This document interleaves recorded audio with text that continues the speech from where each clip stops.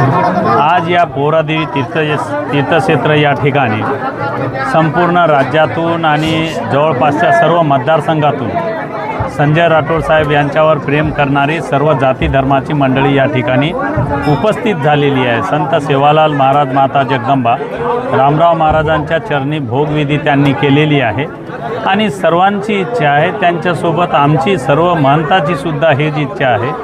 गेल्या अनेक दिवसापासून या काशीचा विकास झालेला नव्हता। संपूर्ण देशाचा श्रद्धास्थान असलेल्या पोहरागडाचा पूर्णपणे विकासाला सुरुवात ही संजय राठोड यांनी केलेली म्हणून राज्यव्यापी आणि देशव्यापी एक समाजाचा नेतृत्व म्हणून संपूर्ण समाज त्यांच्याकडे बघतोय। आमची सुद्धा इच्छा आहे, या सर्व लोकांची सुद्धा इच्छा आहे, नवीन महायुतीचं सरकार जे या राज्यामध्ये आलेलं आहे, नवनिर्वाचित मुख्यमंत्री देवेंद्र फडणवीस साहेब आणि एकनाथराव शिंदे साहेब